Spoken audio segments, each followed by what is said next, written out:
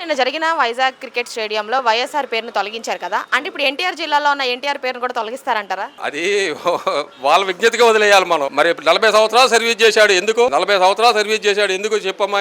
అనవసరంగా ఆయన విజ్ఞతగా వదిలేయాలి. ఆ మహానుభావుడు చనిపోయి కూడా దేవుడయ్యి అందరి గుండెల్లో ఉన్నాడు, వైఎస్ రాజశేఖర రెడ్డి గారు. నువ్వు బతికొండంగా దరిద్రుడు అనిపించుకుంటున్నావు. నువ్వు ఎవరు? దొంగ బాబు, అబద్ధాల బాబు. చంద్రబాబు కాదు. మీరు ఏం మాట్లాడతారు? మీకు కూడా తెలియట్లా. మా సీఎం గారు ఎవరు? అబద్ధాల బాబు. మీరు ఎప్పుడు కూడా అట్లా అడబాకండి. చంద్రబాబు నాయుడు పేరు చెప్పద్దు, అబద్ధాల బాబు అని అడగండి ఇంటర్వ్యూలో కూడా. అర్థమైందా?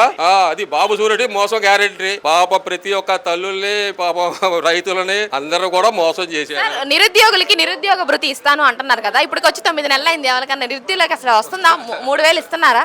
ఎక్కడ తల్లి? ఆడా లేదు, నిరుద్యోగం లేదు. అవ్వాతాతలకి పింఛన్లు అన్నారు, 1000 రూపాయలు పెంచాడు. సపోజ్ ఏం చేస్తున్నాడంటే 10 లక్షల పింఛన్లు ఇచ్చాక ఏం చేస్తాడంటే అర్హత లేదని చెప్పి 2 లక్షల మంది పింఛన్లు కట్ చేసి ఆ 4000 మందిని 8 లక్షల మందికి చదువుతున్నాడమ్మా. అది చేసిన పని. ఇంతేగాని సపరేట్ గా 1000 రూపాయలు ప్రేమతో ఇచ్చింది కాదు. ప్రజలు కూడా అర్థం చేసుకోండి. 1,000 మంది అవ్వాతాతల పింఛన్లు ఎగ్గొట్టారు. ఆ 4000 రూపాయలు తీసుకురావటం, వీళ్ళకి సదరటం. ఏమ్మా మరి గ్యాస్ అన్నాడు, గ్యాస్ లేదు, ఏమీ లేదు తల్లి. అన్ని అబద్ధాలు బాబు. అక్కా చెల్లెమ్మలకి ఫ్రీ బస్ అన్నాడు, ఫ్రీ బస్సు లేదు, ఏమీ లేదు. ఎప్పుడు ఎక్కుదామా అని చూద్దాం బాబా.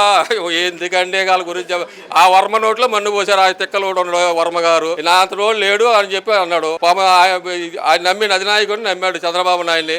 అన్ని విధాలా మోసం చేశాడు. అటు ఎమ్మెల్యే పదవి పోయింది, ఎంపీ పదవి పోయింది, అక్కడ సీటు పోయింది, ఇప్పుడు ఎమ్మెల్సీ కూడా పోయింది.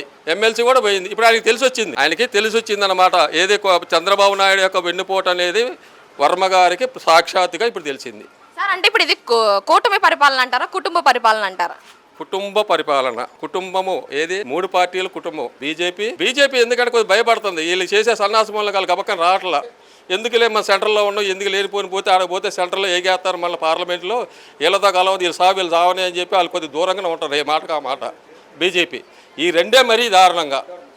ఈ 2 పార్టీలు మరీ తెలుగుదేశం పార్టీ మరీగా దారుణంగా తయారైంది. తర్వాత చూస్తే జనసేన వంతలు పాడుకుంటా కూర్చుంది.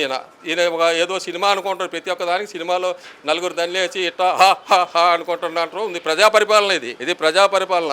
అర్థం చేసుకోవాలి వాళ్ళు.